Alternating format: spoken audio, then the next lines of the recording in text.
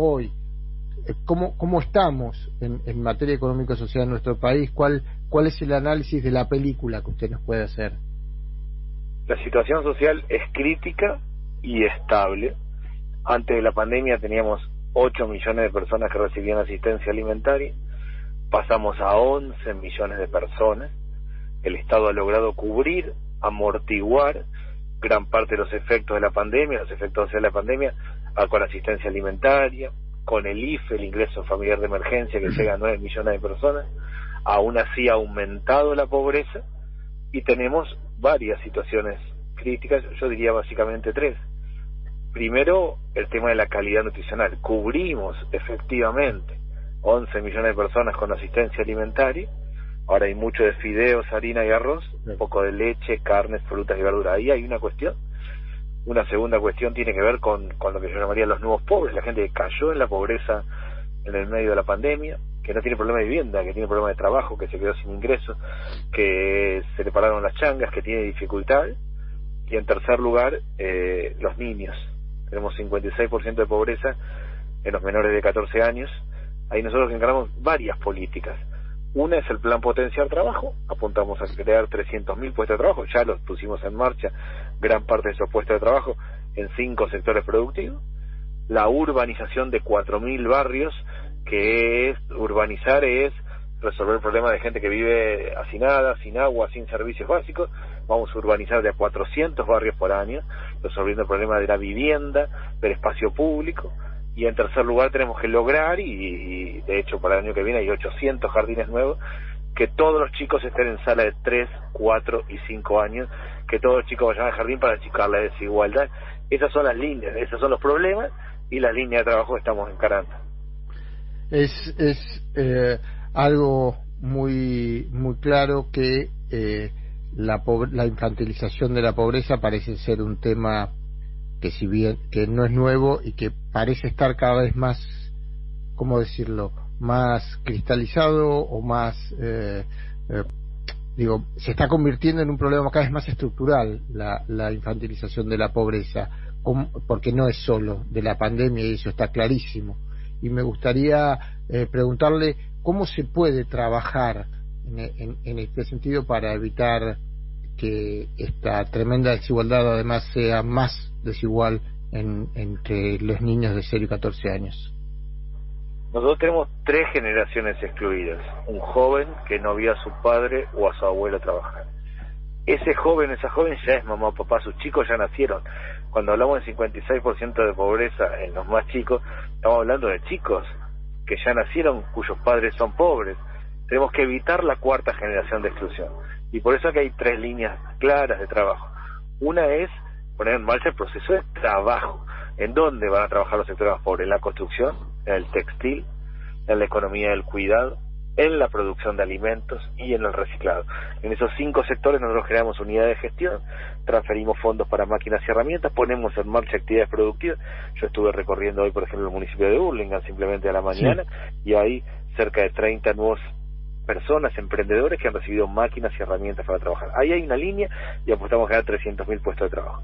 Lo segundo es urbanizar. Nosotros tenemos 4 millones de argentinos que vienen del siglo XIX, que no tienen agua, no tienen servicios básicos, gran parte son niños, y ahí el tema es urbanizar. Urbanizar es abrir calles, es piso de material, es espacios públicos, es mejoramiento de vivienda, es decir, cocina y baño, lo que llamamos núcleos húmedos, y la piecita atrás para evitar el hacinamiento. Y es lotes con servicios, que en los lotes primero haya agua y servicios básicos y después vivienda. Y lo tercero, claramente, es el tema de que, por un lado, todo padre y madre que necesite pueda dejar a sus niños en un jardín maternal de 45 días a 2 años, y después que sí o sí todos los chicos y las chicas estén en sala de 3, 4 y 5 años. Ese eje de achica la desigualdad arranca en los primeros años, si logramos que todos los chicos estén, y para eso tienen que estar los jardines comunitarios, y es lo que estoy diciendo, este año construimos cerca de 60, 800 el próximo año, para empezar a cubrir. Todo eso junto empieza a cambiar una situación social que claramente es muy complicada. Claro que sí. Usted mencionó claramente la urbanización, y hay alrededor del tema de la urbanización algunas cuestiones que son bien coyunturales, bien de este momento, más allá de los 4.000 barrios populares que tienen que ser urbanizados en todo el país. que tienen que ver con la situación de la toma en Guernica, que si bien se está trabajando mucho, cada vez más se aceleran los plazos hacia el supuesto desalojo judicial, y eso por un lado, ¿no? Y por el otro lado quería preguntarle por el traspaso de la Secretaría de Integración Sociourbana del Ministerio de Hábitat al Ministerio de Desarrollo Social, y cuánto tiene que ver también el tema de lo que pasó en Guernica, la participación de los movimientos sociales, sí, las presiones de los movimientos sociales, que en Guernica fueron muy fuertes, también fueron parte de este traspaso de la Secretaría.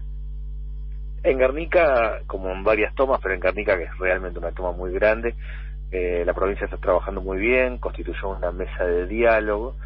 Claramente hay tensiones, hay dificultades, pero se está avanzando en la mesa de diálogo. Se hizo un censo donde había cerca de 1.900 familias, núcleos habitacionales que se habían puesto ahí. Una parte importante no son de Presidente Perón, Guernica queda en Presidente Perón, sí, y son de otros municipios del conurbano sur. Hubo gente que se relocalizó, que volvió a su lugar, que apuntó al tema del mejoramiento, esto que yo decía, de mejorar cocina y baño y la pieza de atrás, y se está trabajando, y una mesa de diálogo con tensión, pero se está avanzando. La Secretaría de Integración Sociourbana se pasó a nuestro ministerio hace menos de 2 semanas. Esto es lo que yo digo, el RENAVAP, el registro de barrios populares de los 4.400 barrios, y empezamos nosotros claramente en esa línea de trabajo, que es con las organizaciones sociales, que es con los gobiernos locales, que es con las provincias, que es con todos. O sea, acá lo que hay que hacer es generar un mecanismo para que los 4 millones de argentinos que viven en villas, barrios, asentamientos, podamos transformarlos en barrios integrados. Eso es una tarea, urbanizar 4.000 barrios es una tarea de 10 años, de a 400 barrios por año, y empezamos. Eso surge de una ley, en realidad, que se votó en el 2018. Sí. Yo era diputado de la oposición, voté a favor, todos los diputados de todos los partidos votamos a favor, todos los senadores de todos los partidos votamos a favor, y esa ley es la que nos toca poner en marcha a nosotros. El registro de los barrios populares está bien encaminado. No sé cómo está esa situación del RENAVAP. Está bien, hay 4.400 barrios registrados. Es un registro que ha sido muy consolidado, que se trabajó en años anteriores, que se hizo un buen trabajo. Está abierto en el sentido que hay nuevos barrios que se pueden incluir, pero en términos generales todos los barrios populares, o la inmensa mayoría, están en ese registro.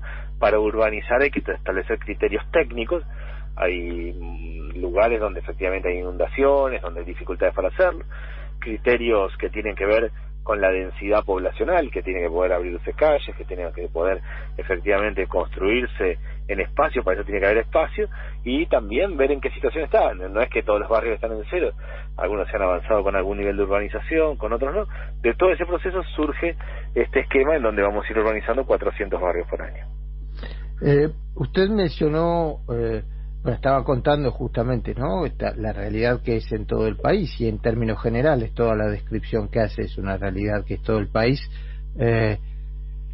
Acá hay 2 cosas que uno inevitablemente tiene que preguntarse. La primera es cuánto se pueden federalizar las políticas de desarrollo social. Quiero decir, el ministerio es un ministerio con recursos propios, con recursos muy importantes, con planes de largo alcance, pero está clarísimo que sea tanto para llegar a cada uno de los 11 millones que necesitan la asistencia alimentaria, como para poder trabajar en el territorio en cada uno de estos 4.000 barrios populares. Es necesario que la nación tenga una integración federal que no siempre, no digo que en este caso, que no siempre ha sido eficaz en nuestro país. ¿Cómo es la mirada suya como ministro de Desarrollo Social sobre esta cuestión de el federalismo y la integración de todos los actores, ¿no? Incluso los actores municipales dentro de los proyectos que lleva adelante el ministerio? Nosotros tenemos 2 principios, que es el desarrollo local y la economía social. El plan Potenciar Trabajo, del que hablaba antes, en torno al tema de trabajo, se llama técnicamente de desarrollo local e inclusión productiva. No generamos enlatados, no es que hagamos un programa que se aplica de la misma manera en Humahuaca, Jujuy, en Pico Truncado, Santa Cruz, en Godoy Cruz, Mendoza, o en 3 de Febrero, provincia de Buenos Aires, pues son realidades distintas. Argentina tiene 2.200 municipios, tiene 24 provincias, pero 2.200 municipios, y trabajamos sobre esa base.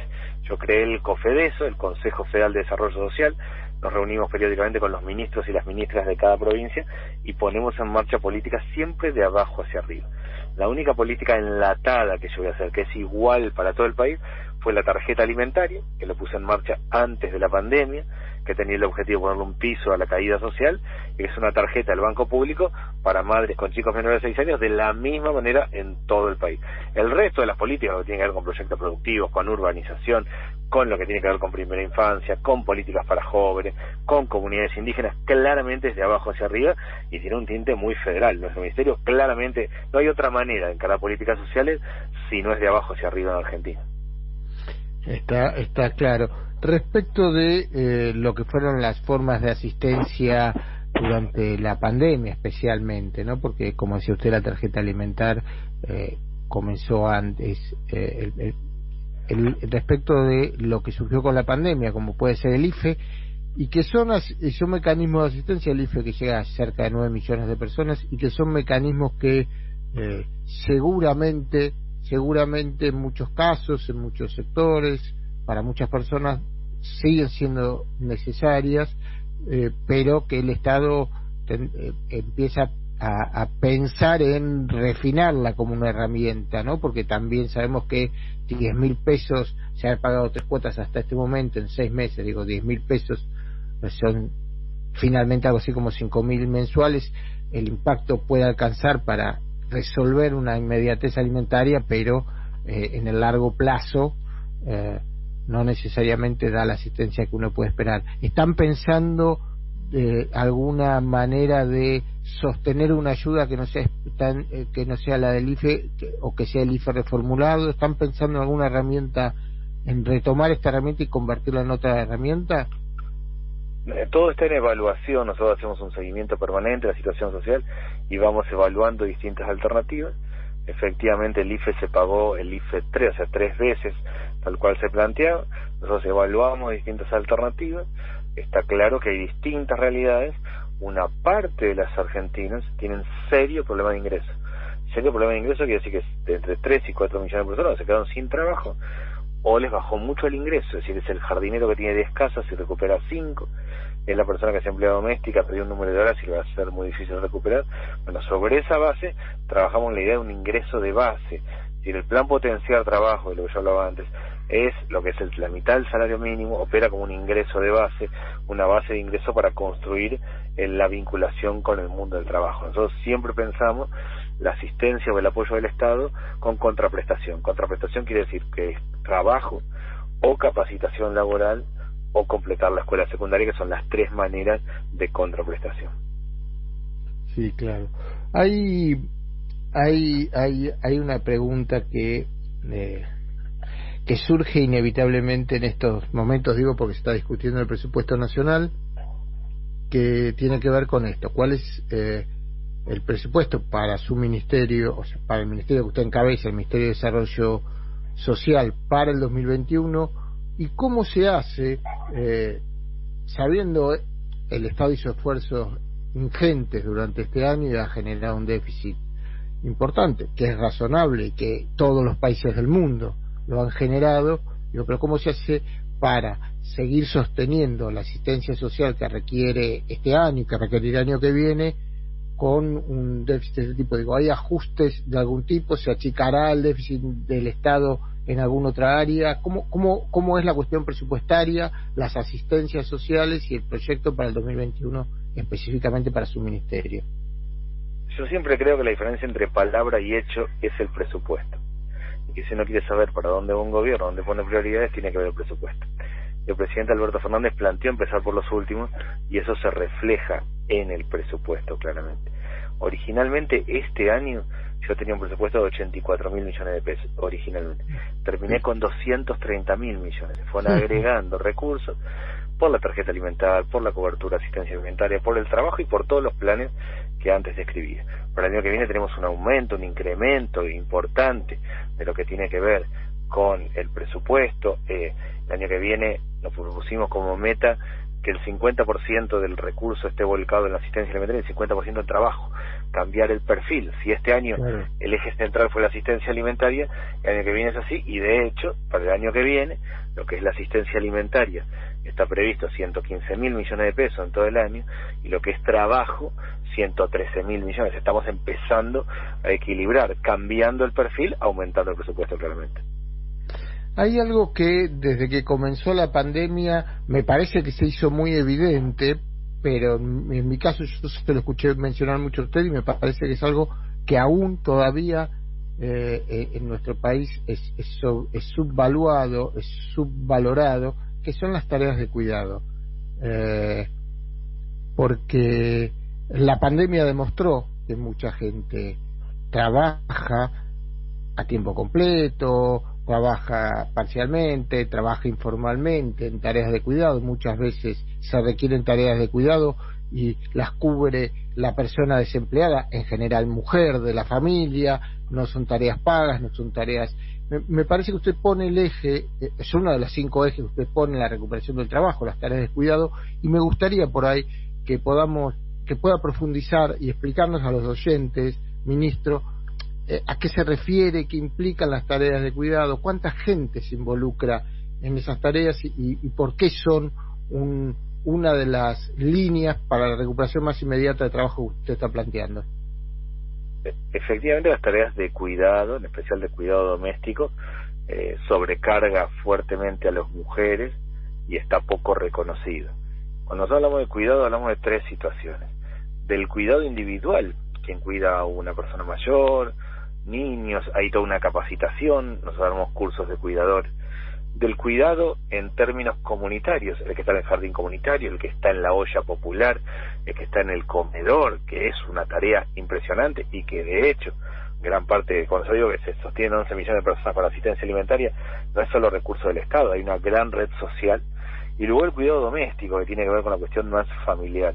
Bueno, nosotros creemos que el salto grande en trabajo se va a dar el próximo año en la construcción y en la economía del cuidado, con el reconocimiento, con la capacitación del cuidado individual, del cuidado comunitario, además con el cambio que implica la pandemia, es decir, los hogares, los geriátricos van a cambiar su composición, es distinta su manera y eso requiere otro tipo de capacitación y de cuidado.